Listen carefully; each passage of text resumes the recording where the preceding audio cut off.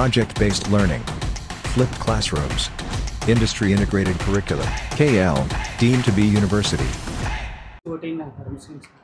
ఇప్పుడు చంద్రబాబు నాయుడు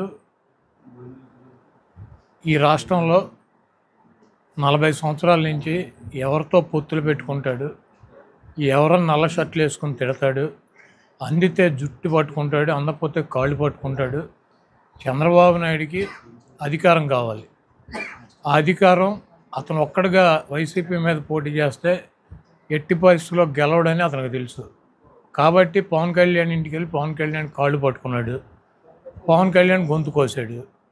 బీజేపీని గతంలో కలిసి పోటీ చేసి అది మతత్వ పార్టీ అని చెప్పాడు, దానివలన ముస్లింలు ఇబ్బంది పడుతున్నారని చెప్పాడు.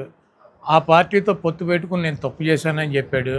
మళ్ళీ ఈరోజు ఢిల్లీ వెళ్ళి పవన్ కళ్యాణ్ చంద్రబాబు 3 రోజులు పడిగాపులు పడి అక్కడ అమిత్ షా గారు చెప్పినటువంటి 6 పార్లమెంట్లు 10 అసెంబ్లీలు అడిగిని కిక్కురు మానకుండా ఇచ్చి ఈయన వెళ్ళి అక్కడ దేబీమోహం వేసుకుని అడుగు తినేవాళ్ళగా అక్కడ కూర్చుని పొత్తు పెట్టుకుని వచ్చి బీజేపీ ఎవరు అడిగారు? మోడీ గారు అడిగారు, అమిత్ షా అడిగాడు చంద్రబాబుని, బాబు గారు పొత్తు పెట్టుకుందామని.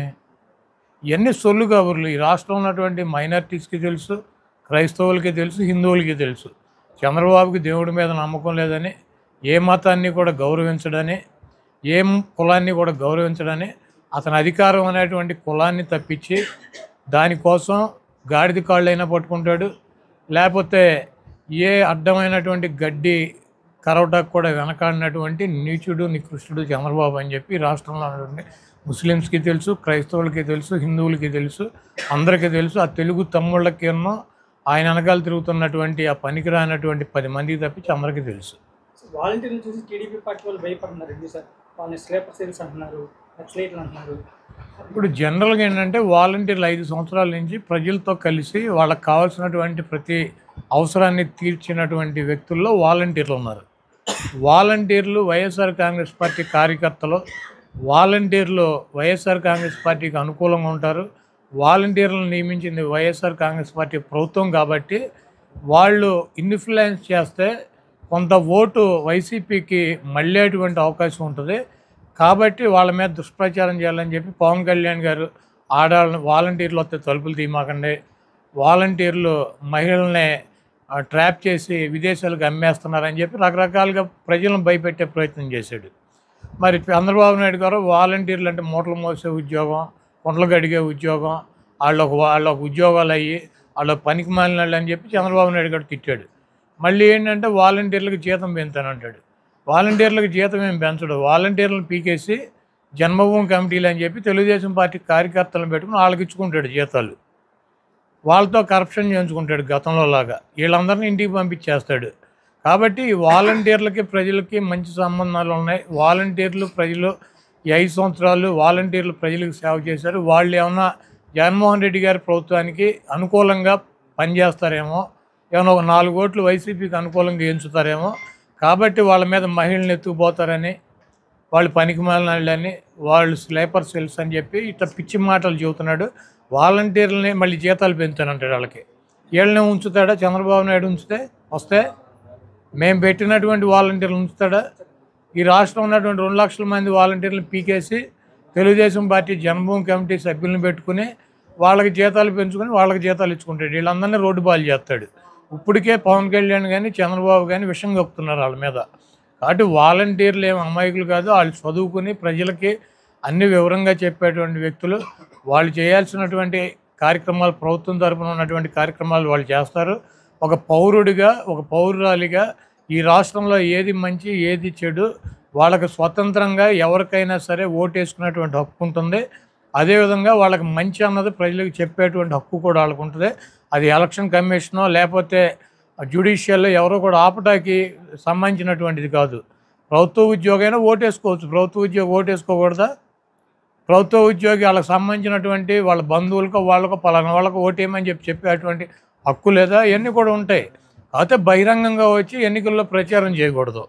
కాబట్టి వాలంటీర్లని నేనే ఉద్ధరిస్తానని కూసేపు, జీతాలు పెంచుతానని కూసేపు, కొంతమంది సేపేమో స్లీపర్ సెల్స్ అని, కొంతమంది సేపేమో పనికి మాలినాళ్ళు మూటలు మోసేవాళ్ళు అని, కొంతమంది ఏమో ఆడపిల్లల్ని ట్రాపింగ్ చేసి విదేశాలకు అమ్ముకుంటున్నారని ఇట్లా రకరకాలుగా ఏం చేయాలో తెలియని పరిస్థితిలో చంద్రబాబు నాయుడు పవన్ కళ్యాణ్ కొట్టుమిట్టాడుతున్నారు. చంద్రబాబు నాయుడికి ఇప్పుడు జరిగే ఎన్నికలు ఆఖరి ఎన్నికలు ఇవి. ఆ తర్వాత ఎన్నికలు అయిపోయినాక జూన్ 4వ తారీఖు తర్వాత చంద్రబాబు నాయుడు పేరు ఎత్తేవాడు కూడా ఈ రాష్ట్రంలో ఎవడు ఉండడు. ఈ వాలంటీర్ వ్యవస్థ అనేది లేకపోతే కరోనా టైం ఎలా ఉంది సార్?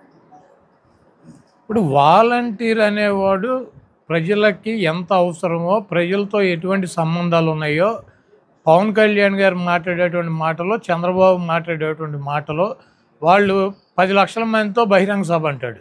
10 లక్షల మంది బహిరంగ సభలో చంద్రబాబు ఏం మాట్లాడు? మోడీ గారు వచ్చినప్పుడు వాలంటీర్ల గురించి మాట్లాడాడు. అంటే వాలంటీర్ అనేవాడి పేరు చెబితే చంద్రబాబు నాయుడు పోసుకుంటున్నాడు. వాలంటీర్ పేరు చెబితే చంద్రబాబు నాయుడు డైరెక్ట్గా పోసేసుకుంటున్నాడు. ఎందుకు? వాలంటీర్కి ప్రజలకి మంచి సంబంధాలు ఉన్నాయి. వాళ్ళకి వీళ్ళకి ప్రతి వాలంటీర్కి ఒక 50-60 ఇళ్లతో మంచి సంబంధాలు ఉన్నాయి. వాళ్ళు వెళ్ళి కనుక తెలుగుదేశం ప్రభుత్వం అధికారంలోకి వస్తే ఈ రకంగా ఉంటుంది, వైసీపీ అధికారంలోకి వస్తే ఈ రకంగా ఉంటుంది. మీరు జగన్మోహన్ రెడ్డి గారికి ఓటేయమని చెప్తారేమో, చెప్తే ఒక్కొక్క క్లస్టర్లో ఒక 4-5 కుటుంబాలు కనుక మారిపోతే చంద్రబాబు నాయుడుకి ఆ వచ్చే 23 సీట్లు కూడా పోయి ప్రతిపక్ష హోదా కూడా పోద్దేమో అని చెప్పి జగన్మోహన్ రెడ్డి గారు వాలంటీర్లను చూసి భయపడుతున్నాడు. వాలంటీర్ అనేది వైఎస్ఆర్ కాంగ్రెస్ పార్టీకి ప్రజలకి మధ్యలో వారధులుగా బ్రహ్మాండంగా పనిచేసినటువంటి వ్యవస్థ అది. ఆ వ్యవస్థనే ఎన్నికల్లో మేము ఉపయోగించుకోవాల్సిన అవసరం లేదు. వాలంటీర్ అనేటువంటి ప్రతి వ్యక్తికి కూడా ఏది మంచి ఏది చెడు వాళ్ళు చదువుకున్న వాళ్ళు, యువకులు ఎక్కువ మంది ఉన్నారు గ్రామ ప్రాంతంలో కానీ పట్టణ ప్రాంతంలో కానీ. వాళ్ళకి ఏది మంచి అనిపిస్తే అది డెఫినెట్గా ప్రజలకు చెబుతారు. వాళ్ళకి ఏది మంచి అయితే, ఏ పార్టీ అధికారంలో ఉంటే మంచి అయితే అది బెటర్ పార్టీ అని చెప్తారు. డెసిషన్ తీసుకోవాల్సింది అయితే ప్రజలే కదా, చెప్పడం వరకు వీళ్ళ బాధ్యత ఉంటే కాకపోతే బలవంతంగా తీసుకొచ్చి ఆ పార్టీకి వేసేవాళ్ళని ఈ పార్టీకి వేసేవాళ్ళని ఆ పార్టీకి ఓటేయించేటువంటి శక్తి సామర్థ్యాలు అయితే ఎవరికి ఉండవు. కాబట్టి ఇటువంటి వాలంటీర్లు అంత బ్రహ్మాండంగా ఉన్నారు కాబట్టి, ఆ వ్యవస్థ అంత బ్రహ్మాండమైనటువంటి వ్యవస్థ కాబట్టి చంద్రబాబు నాయుడు పొద్దున ఒకసారి మధ్యాహ్నం ఒకసారి గంటకి వాలంటీర్లు గుర్తు వచ్చినప్పుడల్లా బాత్రూమ్కి వెళ్ళి పోసుకుని వస్తున్నాడు. వాలంటీర్లు కూడా బాధపడేది అదేనండి. కరోనా టైంలో ఈ నాయకులందరూ ఎక్కడికి వెళ్ళారు? పవన్ కళ్యాణ్ కానీ, టీడీపీ చంద్రబాబు కానీ, వాళ్ళ దత్తపుత్రుడు కానీ వీళ్ళందరూ ఎక్కడికి వెళ్ళారు? కరోనా టైంలో 2 సంవత్సరాలు వాళ్ళ దగ్గరికి వెళ్ళి నువ్వు కరోనా వచ్చినప్పట్లో చంద్రబాబు నాయుడు జూమ్ యాప్ అని ఒకటి పెట్టుకున్నాడు. జూమ్ యాప్లోనే దాదాపు సంవత్సరంన్నర జూమ్ యాప్ తప్పించి అక్కడ కనపడలా. కరోనా కొద్దిగా తగ్గింది అన్నాక ఆయన అంతరిక్షంలోంచి వచ్చినట్టు హెల్మెట్టు, మాస్కులు, కళ్ళజోళ్ళు మొత్తం పెట్టుకుని వచ్చాడు. ఫస్ట్ చూడగానే ఈడేవాడు అంతరిక్షం నుంచి వచ్చాడు అనుకున్నాను నేను.